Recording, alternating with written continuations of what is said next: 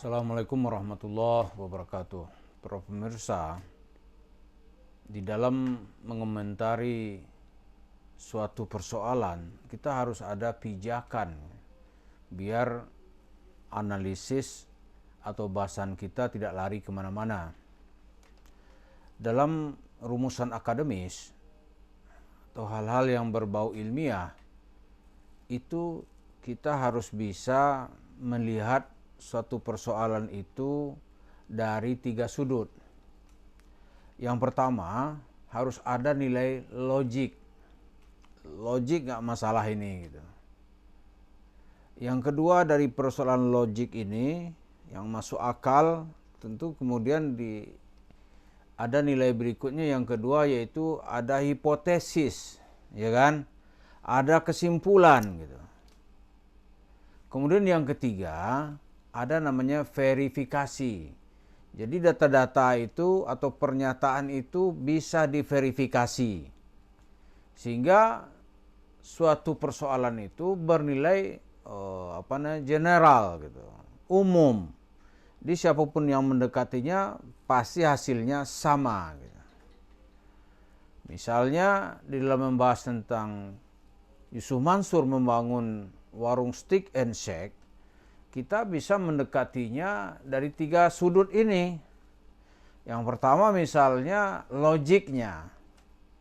Mungkin nggak seseorang mendapat untung dari bisnis itu lalu dia belikan tanah sebelum warung itu dibuka?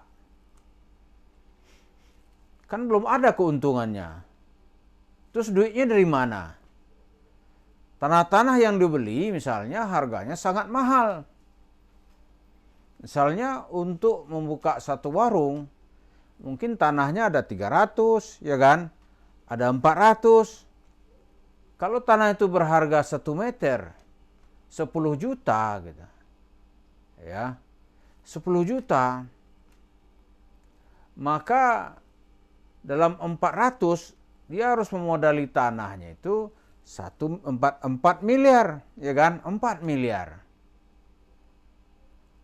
Lalu kalau dia berinvestasi, berapa lama nih investasi bisa kembali? Itu disebut dengan logik.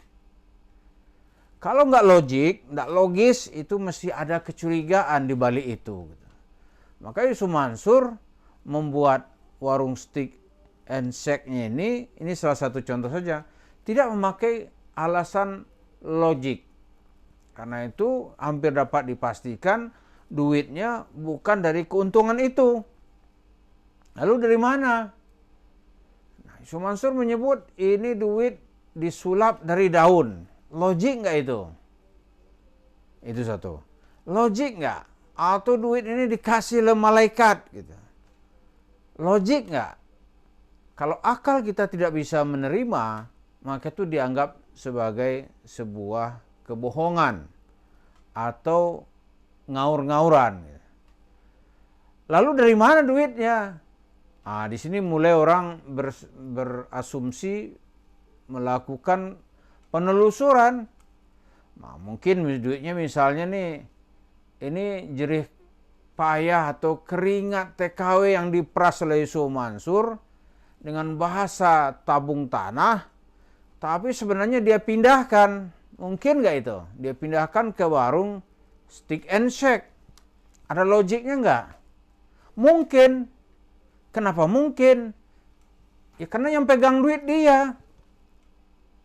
Dan tidak ada satu kaidah hukum pun yang menghalanginya saat itu. Ini maka disebut dengan nilai logik. Kemudian dari logik ini kita berangkat ke berikutnya, itu hipotesa. Ada hipotesis kita gitu. Ini nggak mungkin ini.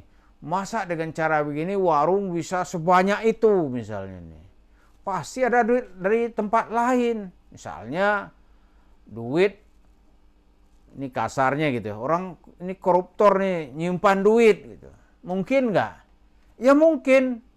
Nah, tinggal ditelusuri siapa koruptornya. Atau ini pencucian uang gitu. Mungkin nggak? Mungkin. Kalau logik yang pertama tadi tidak mungkin. Kemudian yang ketiga, hal itu harus bisa diverifikasi. Diverifikasi, benar apa enggak. Gitu.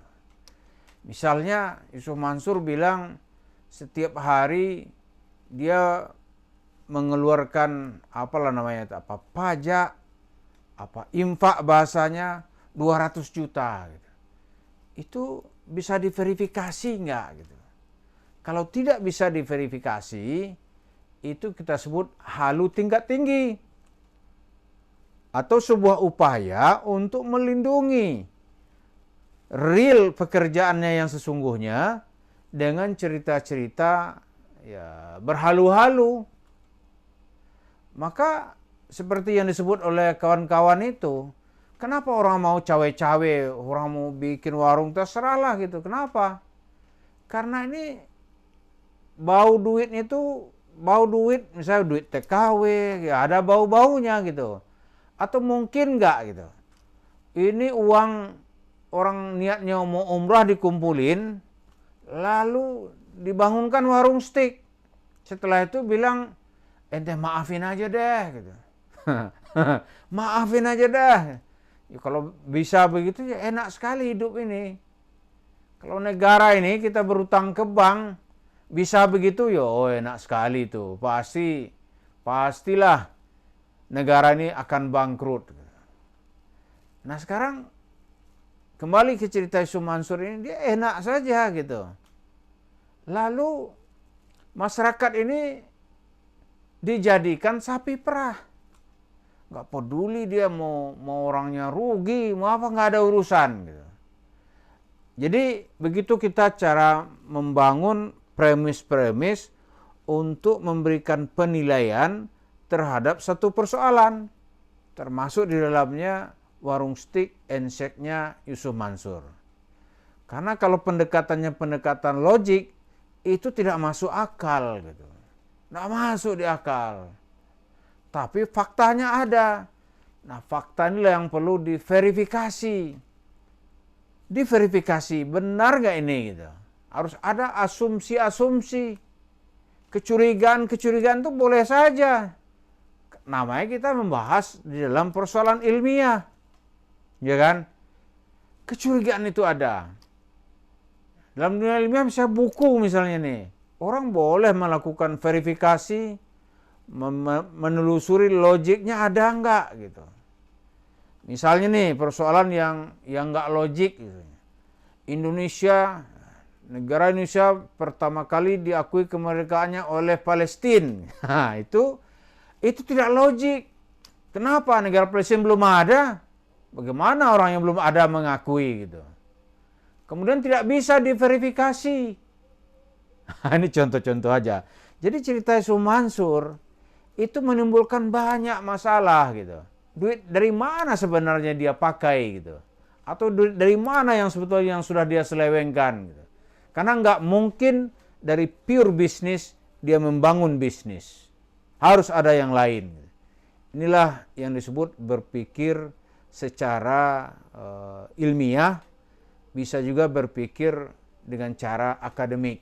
Jadi dengan demikian nggak ada tuh cerita-cerita aneh sulap ini duit dari daun, nggak bisa diverifikasi. Ikan dibelikan Tuhan masuk ke rumah, nggak bisa diverifikasi, karena itu kita tolak. Jadi cerita Yusuf Mansur adalah cerita yang terus kita persoalkan. Dia membangun bisnis warung steak and shake, mesti ada duit-duit yang digunakan secara tidak sah dan tidak bisa dibenarkan secara hukum. Terima kasih. Assalamualaikum warahmatullahi wabarakatuh.